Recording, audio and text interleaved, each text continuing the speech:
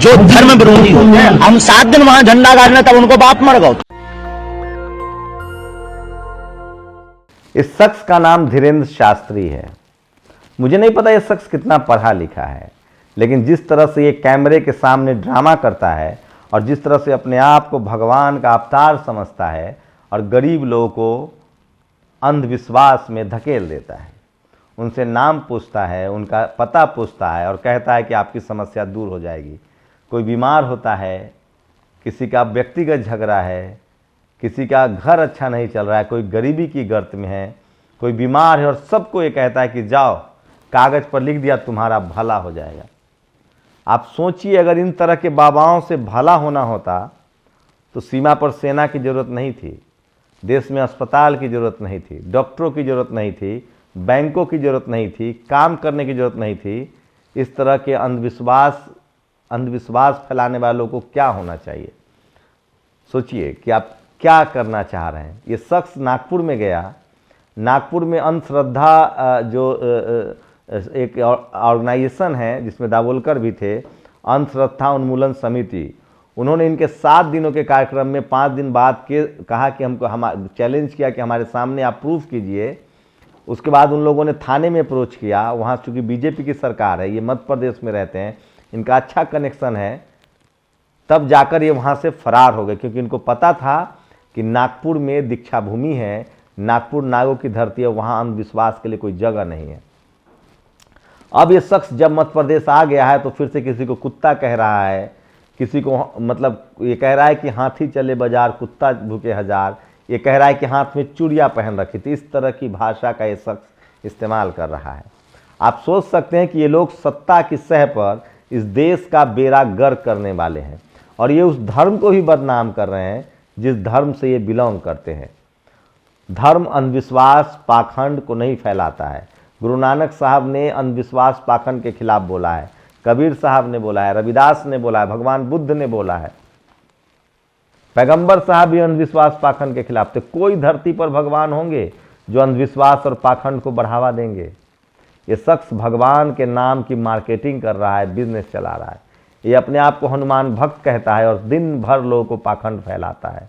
अगर इसमें इतनी ही हिम्मत है तो इनको कहा जाए कि बाबा कोरोना ठीक कर दो। सीमा पर जाके हमारे जवान इतने सर्दियों में सीमा पर हैं, बाबा को तैनात कर दीजिए। जब बाबा सीधे भगवान के ही प्रतीक हैं, इनके कहने से ही सारा कुछ होता है, तो इनको कर दीजिए। क्या जरूरत है डॉक्टर की, इंजीनियर की? क्या जरूरत है सेना की? क्या जरूरत है हथियार की? इनके पास तो पुष्पक विमान होना चाहिए। ऐसे अंधविश्वास को धर्म मत कहिए कम से कम। इसीलिए इसी पाखंड की वजह से धर्म से लोगों का भरोसा उठता जा रहा है।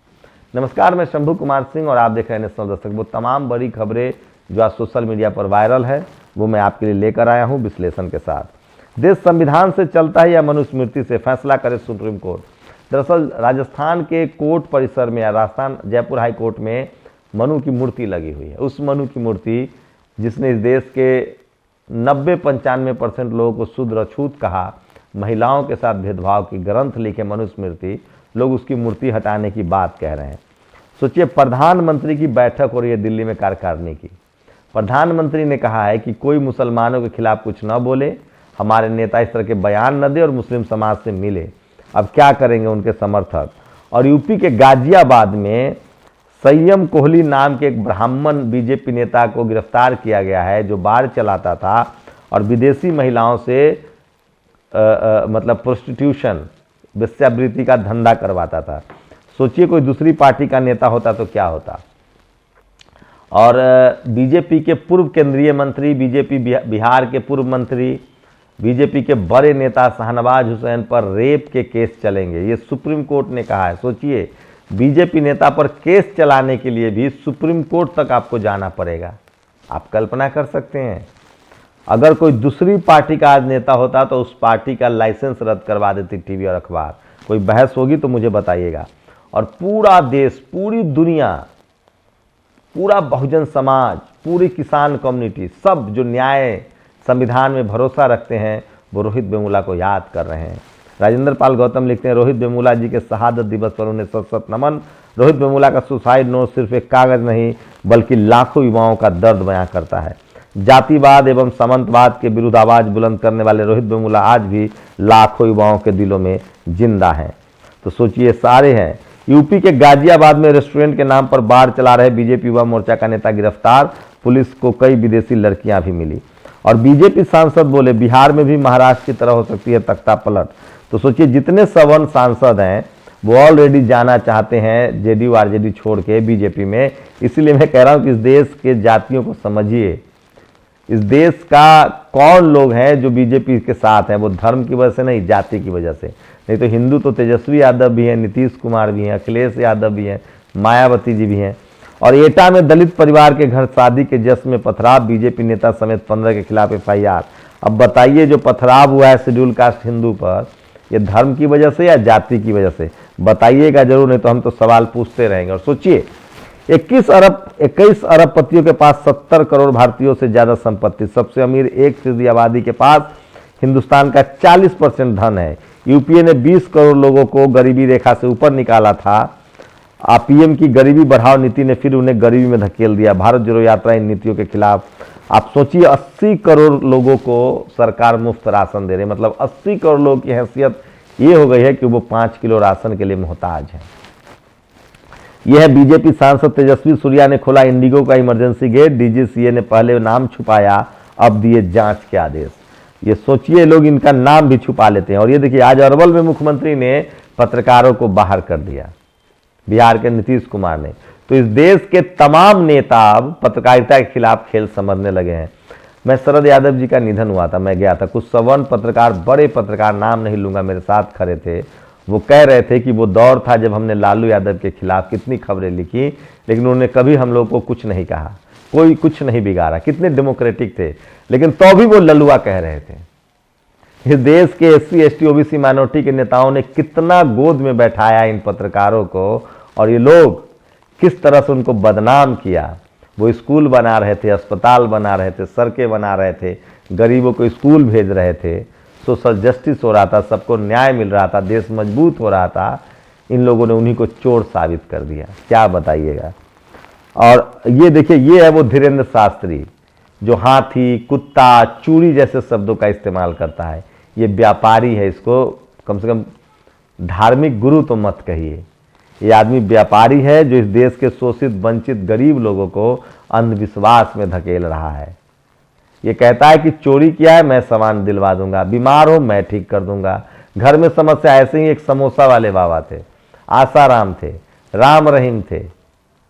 मैं इस देश के बहुजनों से अपील करता हूं, किसान जातियों से अपील करता हूं कि आप अपने बच्चों को स्कूल भेजिए, विज्ञान पढ़ाइए। इस तरह के अंधविश्वास में मत रखिए, आपकी गाढ़ी संपत्ति भी चली जाएगी और आपका कोई भला नहीं होगा। इस देश में विज्ञान की तरफ बढ़ेंगे, डॉक्टर इंजीनियर बनेंगे तो आपके बच्चे का भला होगा। धर्म की आमदनी कुछ लोगों तक सीमित है। जो लोग मंदिरों से पैसा ले रहे हैं, पुजारी बन रहे हैं धर्म के नाम पर, वो जाति के नाम पर, वो कहते हैं कि आरक्षण आर्थिक आधार पर हो। सुप्रीम कोर्ट मुकदमा नंबर 291 1971 से सन 16 सितंबर 1976 के निर्णय के अनुसार रामायण एक काल्पनिक ग्रंथ है। ललई सिंह यादव द्वारा जीत हासिल हुआ। राम रावण युद्ध हुआ ही नहीं। और ये देखिए, रामकृष्ण काल्पनिक पात्र, कोई पुरातात्विक साक्ष्य नहीं। इस तरह के विज्ञान भी इस देश में बढ़ते थे, लेकिन अब सब दूर की बात है। सबसे अमीर 1% भारत के पास कुल संपत्ति 40% ज़्यादा और 50% आबादी के पास मात्र 3% है। अंबानी अडानी पर कृपा बरस रही है। और सोचिए, बच्चे खुचों के दिमाग में गोबर भर दिया लगे हैं। पठान के पीछे लो बन गए विश्वगुरु। तो सूर्य प्रताप सिंह ने ट्वीट किया है। और ये है रोहित वेमुला की वो मार्मिक तस्वीर, हाथों में बाबा साहब की तस्वीर, कंबल। उनके स्कॉलरशिप रोक दिए गए, उनकी माँ मजदूर थी और उनको कॉलेज से निकाल दिया गया। और बीजेपी नेता शहनवाज हुसैन पर दर्ज हुई बलात्कार की एफआईआर। सुप्रीम कोर्ट जुलाई 2015 से हैदराबाद यूनिवर्सिटी के लॉबी ने स्कॉलर रोहित वेमुला की, ब्राह्मण लॉबी ने स्कॉलर रोहित वेमुला की 25,000 रुपये मासिक छात्रवृत्ति रोक दी थी। कारण रोहित वेमुला अंबेडकर स्टूडेंट एसोसिएशन के बैनर तले छात्र राजनीति कर रहे थे, जो एबीपी को नागवार गुजरा। अंबेडकरवादी होने के कारण उन्हें प्रताड़ित किया गया। सोचिए, इस देश में इसके खिलाफ नहीं बोलेंगे तो हमारी नस्लें गूंगी हो जाएंगी। बागेश्वर धाम वाले धीरेन्द्र शास्त्री से पूछा गया कि जिन विद्याओं को वे दावा करते हैं उन्हें सिद्ध करें, तो धीरेन्द्र शास्त्री ने 2 बयान दिए, हाथी चले बाजार और कुत्ता भौंके हजार। दूसरा बयान, उसका बाप मर गया था क्या। ये दोनों बयान क्या किसी तपस्वी मुनि या साधु के हो सकते हैं। अरे क्या बात करें, इनसे गाली गलौज। चैलेंज के बाद कथा छोड़कर चले गए थे धीरेन्द्र शास्त्री। अब असली वजह बताई, कह रहे हैं कि काम था। और ये तस्वीर देखिए, इस तस्वीर को अपने घरों में सजा लीजिए। एक माँ ने इस देश के शोषित वंचित समाज के लिए अपना बेटा खोया है। ये रोहित वेमुला की तस्वीर है जो आज भी हैदराबाद सेंट्रल यूनिवर्सिटी के परिसर में लगी है, और यह उनकी माँ राधिका वेमुला।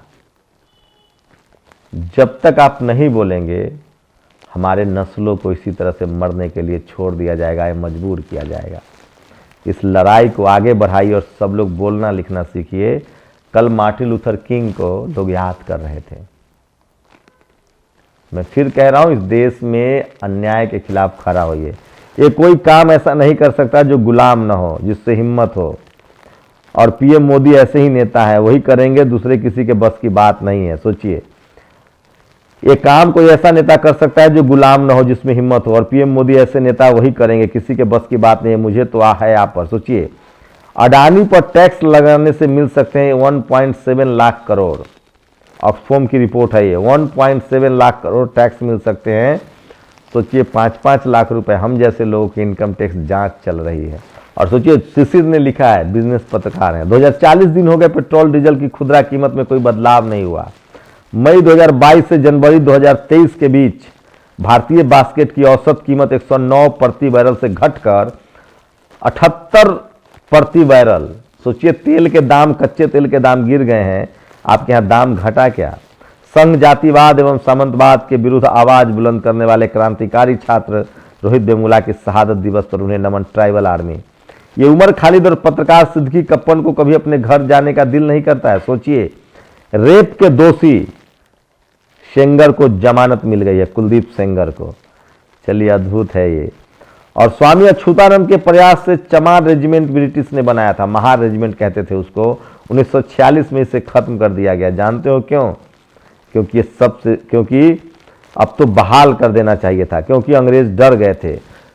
अंग्रेजों ने ही महार रेजिमेंट बनाया, उन्होंने पेशवाओं को खत्म कर दिया। उसके बाद अंग्रेजों को लगा कि महार रेजिमेंट हमारे खिलाफ बगावत कर देगी, इसलिए उनको खत्म कर दिया गया। अब तो बहाल हो।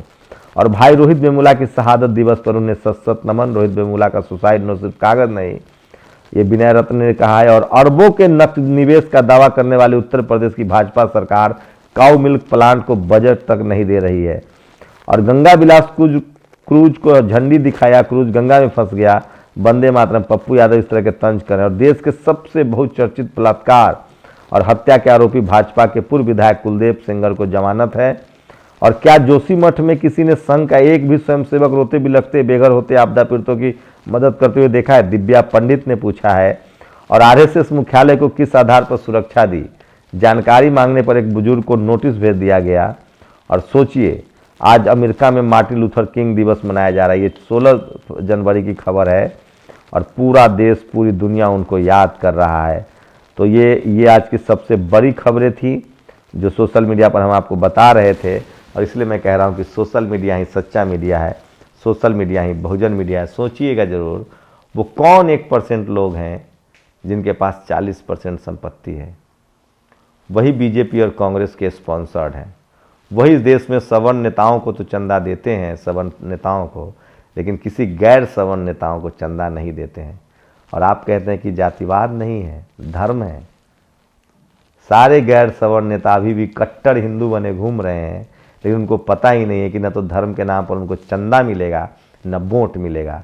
जब तक इस देश में फुले, पेरियार, अंबेडकर, इन सब की विचारधारा से लोग लैस नहीं होंगे, सोशल जस्टिस कभी मुकम्मल नहीं होगा। करते रहिए आप कोशिश, हम भी देखेंगे। शुक्रिया। नेशनल दस्तक की आपसे गुजारिश है कि अगर इसको बचाना चाहते हैं तो नेशनल दस्तक को सब्सक्राइब करने के लिए रेड कलर के सब्सक्राइब बटन को दबाएं, फिर बेल आइकन की घंटी दबाएं। नेशनल दस्तक को बचाने के लिए बहुत जरूरी है कि हर खबर को शेयर करें, लाइक करें, कमेंट जरूर करें।